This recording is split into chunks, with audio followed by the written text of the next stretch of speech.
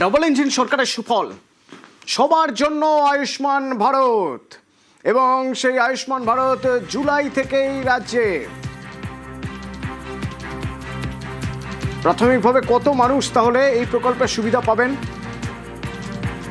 সোমরাজ আছে আমার সঙ্গে, কথা বলবো। সোমরাজ, যখন আয়ুষ্মান ভারত প্রকল্পের প্রথম ঘোষণা হয়েছিল বা বলা হয়েছিল যে এবার এই রাজ্যে আয়ুষ্মান ভারত হবে, তারপর থেকে বিভিন্ন সোশ্যাল মিডিয়ায় এবং বিভিন্ন জায়গায় কারা কারা আয়ুষ্মান ভারত পেতে পারেন তার বেশ কিছু লিস্ট, বেশ কিছু তালিকা, ক্রাইটেরিয়া সেসব ঘুরছিল। শেষমেশ সেই সব জল্পনার অবসান, সবাই পেতে পারেন আয়ুষ্মান ভারতের সুবিধা। হ্যাঁ দেখো, একদমই মুখ্যমন্ত্রী শুভেন্দু অধিকারী একটা বিষয় স্পষ্ট করে দিলেন। স্বাস্থ্যসাথীর অধীনে বর্তমানে 6 কোটি কার্ড রয়েছে, আর এই স্বাস্থ্যসাথী প্রকল্পের অধীনে যারা রয়েছেন সবাই ধীরে ধীরে আয়ুষ্মান ভারতের মধ্যে অন্তর্ভুক্ত হয়ে যাবেন। অর্থাৎ আয়ুষ্মান ভারতের সুবিধা সবাই পাবেন, এই বিষয়ে স্পষ্ট করলেন মুখ্যমন্ত্রী শুভেন্দু অধিকারী। শুধু তাই নয়, যারা নতুন করে আয়ুষ্মান ভারতের জন্য আবেদন করতে চান তাদের জন্য স্পষ্ট বার্তা দিলেন মুখ্যমন্ত্রী। 1 জুনের পর থেকে এনরোলমেন্ট প্রক্রিয়া শুরু হয়ে যাবে।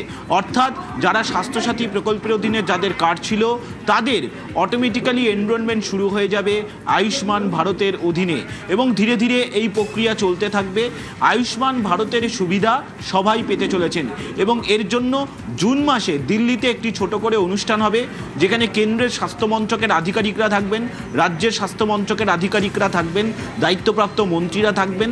তারা সবাই মিলে, অর্থাৎ কেন্দ্র রাজ্য একটা মৌ হবে এই আয়ুষ্মান ভারত নিয়ে, এবং তারপরেই আয়ুষ্মান ভারত কার্যকর হয়ে যাবে রাজ্যে। তবে শুধুমাত্র রাজ্যের, মানে এ রাজ্যে নয়, যারা এ রাজ্যেরই বাসিন্দা কিন্তু কাজের সূত্রে বাইরে থাকেন, পড়াশোনার সূত্রে বাইরে থাকেন, তারাও এই সুবিধা পাবেন।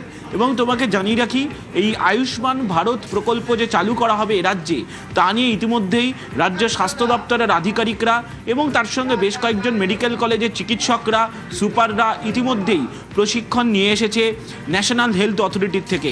তার কারণ এই আয়ুষ্মান ভারত এই প্রকল্প পরিচালনা করে কেন্দ্রীয় স্বাস্থ্য মন্ত্রকের অধীনে ন্যাশনাল হেলথ অথরিটি।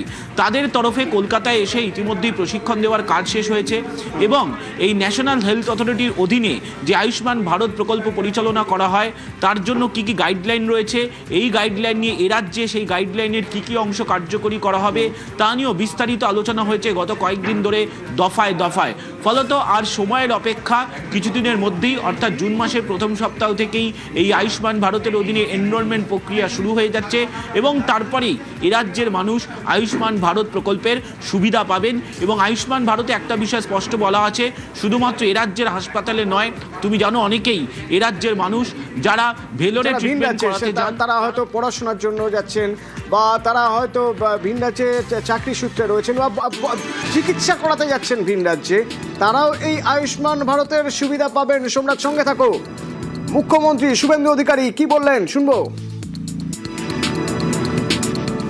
আয়ুষ্মান ভারতে ইতিমধ্যে এনরোলমেন্টের কাজ শুরু হয়েছে।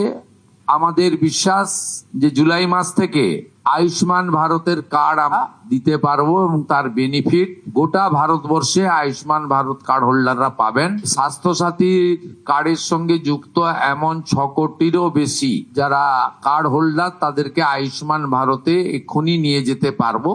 পরে পরে এই সংখ্যা আরো বৃদ্ধি পাবে, এবং যারা নতুন করে আয়ুষ্মান ভারতে যুক্ত হতে চান তাদের ক্ষেত্রেও অপরচুনিটি থাকছে। এবং আরো গুরুত্বপূর্ণ, স্বাস্থ্য খাতে 3000 কোটি বরাদ্দ। সোমরাজ আছে আমার সঙ্গে। সোমরাজ, এই 3000 কোটি যে বরাদ্দ, সেই 3000 কোটি কোন খাতে, অর্থাৎ কোথায় কোথায় কিভাবে ব্যবহার করা হবে? দেখো, কেন্দ্রীয় স্বাস্থ্য মন্ত্রকের অধীনে 2টি প্রকল্প, একটি হচ্ছে জাতীয় স্বাস্থ্য মিশন বা ন্যাশনাল হেলথ মিশন বলা হয়। এই ন্যাশনাল হেলথ মিশনের অধীনে 2000 কোটি টাকারও বেশি টাকা ইতিমধ্যেই রাজ্যকে বরাদ্দ করা হলো। তুমি জানো, আজ কেন্দ্রীয় স্বাস্থ্যমন্ত্রী জেপি নাড্ডার সঙ্গে রাজ্যের মুখ্যমন্ত্রী শুভেন্দু অধিকারী তিনি একটি বৈঠক করেন, যেখানে স্বাস্থ্যের একাধিক বিষয় নিয়ে, বিশেষ করে স্বাস্থ্যক্ষেত্রে কেন্দ্রীয় সরকারের যে প্রকল্পগুলি পরিচালনা করা হয় বা পরিচালনা করা হতো না এতদিন ধরে এ রাজ্যে, সেই প্রকল্পগুলি নিয়ে বিস্তারিত আলোচনা হয়। এবং সেই বৈঠক চলাকালীনই কেন্দ্রীয় স্বাস্থ্য মন্ত্রকের তরফে রাজ্যকে 3,000 কোটি টাকারও বেশি টাকা অর্থাৎ প্রায় 3,100 কোটি টাকার কাছাকাছি অনুমোদন দেওয়া হয়েছে চলতি অর্থবর্ষের জন্য, যার মধ্যে ন্যাশনাল হেলথ মিশন অর্থাৎ এই ন্যাশনাল হেলথ মিশনের অধীনে বিভিন্ন যে স্বাস্থ্য কেন্দ্রগুলি রয়েছে ব্লকে ব্লকে এই স্বাস্থ্য কেন্দ্রগুলির পরিকাঠামোর মানোন্নয়ন সহ একাধিক কাজ করা হয় এই ন্যাশনাল হেলথ মিশনের অধীনে। এই ন্যাশনাল হেলথ মিশনের ক্ষেত্রে চলতি অর্থবর্ষের জন্য প্রায় 2,100 কোটি টাকার অনুমোদন কেন্দ্রীয় স্বাস্থ্য মন্ত্রক দিয়েছে, যার মধ্যে ইতিমধ্যেই রাজ্য সরকারের কাছে 500 কোটি টাকা চলে এসেছে। অর্থাৎ চলতি অর্থবর্ষের প্রথম ইনস্টলমেন্টের টাকা হিসাবে 500 কোটি টাকা রাজ্যের কাছে এসে পৌঁছেছে। পাশাপাশি আয়ুষ্মান ভারত যে কার্যকর করা হবে তার জন্য কেন্দ্রীয় সরকারের যে শেয়ার রয়েছে সেই শেয়ার বাবদ চলতি অর্থবর্ষের জন্য 976 কোটি টাকা রাজ্যকে দেওয়া হয়েছে। ফলত কেন্দ্রীয় স্বাস্থ্য মন্ত্রকের যে বিভিন্ন প্রকল্পগুলি পরিচালনা করা হয় তার মধ্যে 2 প্রকল্পে রাজ্যকে 3,000 কোটি টাকার অনুমোদন দিয়ে দেওয়া হলো। এবং তোমাকে জানিয়ে রাখি, এই যে কেন্দ্রীয় স্বাস্থ্য মন্ত্রকের অধীনে যে বিভিন্ন প্রকল্পগুলি বিশেষ করে কেন্দ্রীয় প্রকল্পগুলি পরিচালনা করা হয় তার মধ্যে বেশ কিছু প্রকল্প এতদিন ধরে রাজ্যে পরিচালনা করা হতো না, তাই সব প্রকল্প কার্যকর করা হলে সেই সংখ্যাটা বেড়ে দাঁড়াবে 10,000 কোটি টাকারও বেশি, তেমনটাই প্রশাসনিক আধিকারিকরা জানাচ্ছেন। প্রাথমিকভাবে এই 2 প্রকল্পের টাকা আজ অনুমোদন করা হলো চলতি অর্থবর্ষের জন্য, এবং গত 2 বছর জাতীয় স্বাস্থ্য মিশনের বরাদ্দ বন্ধ ছিল রাজ্যে, এবং সেই 2 অর্থবর্ষের বরাদ্দ যাতে দেওয়া হয় কেন্দ্রীয় স্বাস্থ্য মন্ত্রকের তরফে তার জন্য মুখ্যমন্ত্রী শুভেন্দু অধিকারী অনুরোধ জানিয়েছেন কেন্দ্রীয় স্বাস্থ্যমন্ত্রী জেপি নাড্ডাকে 2020-21 অর্থবর্ষের ইউটিলাইজেশন সার্টিফিকেট রাজ্যের তরফে পাঠিয়ে দেওয়া হলেই 2023-24 এবং 2024-25 এই 2 অর্থবর্ষের টাকাও রাজ্য পেয়ে যাবে।